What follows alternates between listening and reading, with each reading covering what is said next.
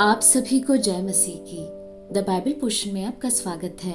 हमारा आज का वचन है उत्पत्ति की पुस्तक पहला अध्याय वचन 1 से 19।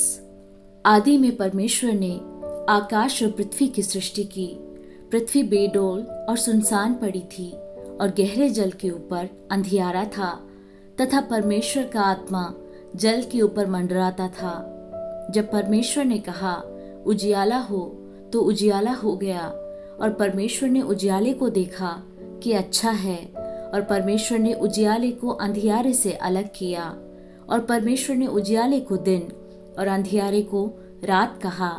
तथा सांझ हुई, फिर भोर हुआ। इस प्रकार पहला दिन हो गया।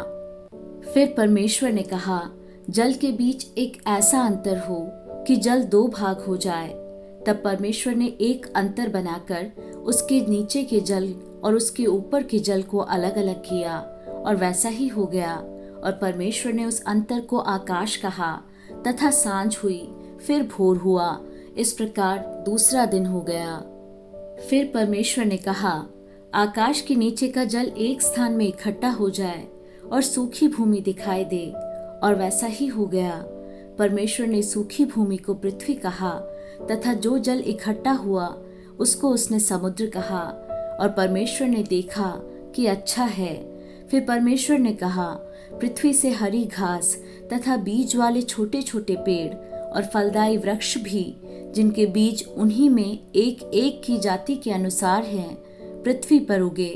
और वैसा ही हो गया। इस प्रकार पृथ्वी से हरी घास और छोटे छोटे पेड़, जिनमें अपनी अपनी जाति के अनुसार बीज होता है, और फलदायी वृक्ष, जिनके बीज एक एक की जाति के अनुसार उन्हीं में होते हैं, उगे। और परमेश्वर ने देखा कि अच्छा है।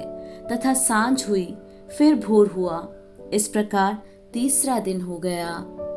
फिर परमेश्वर ने कहा दिन को रात से अलग करने के लिए आकाश के अंतर में ज्योतियां हों, और वे चिन्हों और नियत समयों और दिनों और वर्षों के कारण हों। और वे ज्योतियां आकाश के अंतर में पृथ्वी पर प्रकाश देने वाली भी ठहरें। और वैसा ही हो गया। तब परमेश्वर ने 2 बड़ी ज्योतियां बनाईं। उनमें से बड़ी ज्योति को दिन पर प्रभुता करने के लिए और छोटी ज्योति को रात पर प्रभुता करने के लिए बनाया, और तारागण को भी बनाया। परमेश्वर ने उनको आकाश के अंतर में इसलिए रखा कि वे पृथ्वी पर प्रकाश दे तथा दिन और रात पर प्रभुता करे, और उजियाले को अंधियारे से अलग करे। और परमेश्वर ने देखा कि अच्छा है। तथा सांझ हुई, फिर भोर हुआ। इस प्रकार चौथा दिन हो गया।